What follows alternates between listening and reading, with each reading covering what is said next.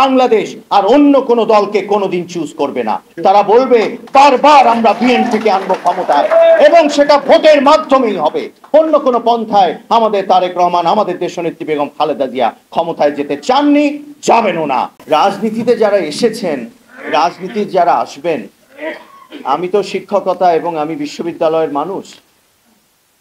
আমি যেটা চিন্তা করি সেটা হলো সমাজের পরিবর্তন এবং জাতি গঠনে আমরা যারা খুব প্রিভিলেজড ক্লাসে জন্ম নিয়েছি, বাবাও কিন্তু জন্ম নিয়েছিলেন একটি বনেদি পরিবারে, যতটুকু বুঝি এই পৈতৃক সম্পত্তি এবং আমিও তাই, সেগুলোকেই আমি বিলিয়ে দিয়ে অন্যের জন্য কিছু করতে পেরে মনে করছি আমি অনেক কিছু পেয়ে যাচ্ছি। তো আমারও একটা স্বার্থ আছে, স্বার্থটা হলো অ্যাপ্রিসিয়েশনের। আমাকে যখন কেউ তালি দেয়, যখন বলে ছেলেটি ভালো কাজ করেছে, বা বাবার ছেলে এখনো জনসেবায় নেমে গেছে, রাজনীতির মারপ্যাচগুলো না করে মানুষের সেবার চেষ্টা করছে, তখন আমার মনে হয় আমার এ পর্যন্ত আমার যতটুকু জীবন এটা বোধহয় সার্থক হলো। তাই রাজনীতির জন্য আমি বিএনপি লিডারশিপ ইনস্টিটিউট বলে একটি ইনস্টিটিউটের প্রস্তাবনা করেছি। আমি শ্রমজীবীদের জন্য শিক্ষা এবং শ্রম মন্ত্রণালয় থেকে একটি বিশেষায়িত সংস্থা তৈরি করে, এই দুটো মন্ত্রণালয়ের রিসোর্সকে ড্র করে আমি মনে করি যে আমাদের বিদেশে যারা যেতে চায় তাদেরকে আমাদের কোনো না কোনোভাবে সাহায্য করবার দরকার, ট্রেনিংয়ের জায়গা থেকে। আর কোথায় যাবে সেই জায়গাগুলোর সাথে যোগাযোগ করার সেই দেশগুলোর সাথে। আর আমি বলতে চাই, আমাদের যারা শ্রম দিচ্ছে, এখন শ্রমের তো নানা ফর্ম হয় বিভিন্ন যুগে, এই যুগে কিন্তু একটা শ্রমজীবী আছে যারা কম্পিউটারে বসে বসে 20, 30, 40 ঘন্টা কাজ করে অনেক টাকা বাইরে থেকে আনে। তাদের যে টাকাটা আসে, এই টাকাটা আসার পথটাও কিন্তু পরিষ্কার না, অর্থাৎ প্ল্যাটফর্মটা অত সুন্দর নাই, চ্যানেলটা, ব্যাংকিং চ্যানেলটা। এই তিনটা প্রস্তাব আমি পরশুদিন তারুণ্যের সেমিনারে দিয়েছি।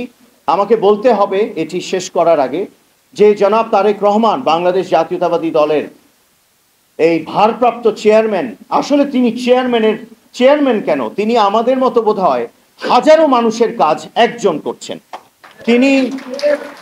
তিনি যে দর্শন দিচ্ছেন, যে ফিলসফি দিচ্ছেন, এবং যে তরুণদের নিয়ে তারুণ্যের সমাবেশ এবং সেমিনারের মাধ্যমে তিনি তরুণদেরকে সম্পৃক্ত করা এবং বিএনপির প্রত্যয়টাকে আরো বাড়ানো।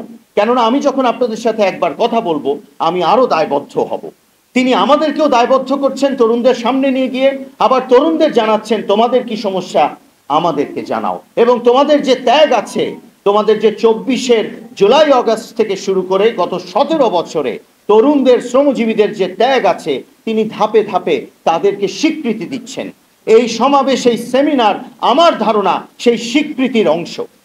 তিনি তাদেরকে বোঝাতে চাচ্ছেন আমরা কৃতজ্ঞ তোমাদের কাছে। তাই এই মানুষটির সেই 31 দফা বাস্তবায়নে আমি একজন সৈনিক, একজন বিপ্লবী হিসেবে মাঠে নেমেছি। আমি চাইবো আপনারাও সেখানে থাকবেন।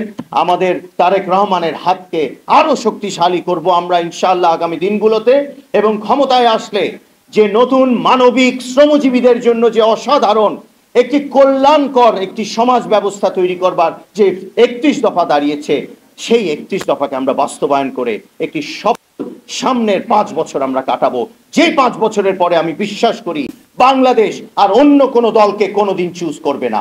তারা বলবে বারবার আমরা বিএনপিকে আনবো ক্ষমতায়, এবং সেটা ভোটের মাধ্যমেই হবে। অন্য কোনো পন্থায় আমাদের তারেক রহমান, আমাদের দেশনেত্রী বেগম খালেদা জিয়া ক্ষমতায় যেতে চাননি, যাবেনও না। আল্লাহ হাফেজ। বাংলাদেশ জিন্দাবাদ। আসসালামু আলাইকুম ওয়া রাহমাতুল্লাহি ওয়া বারাকাতুহু।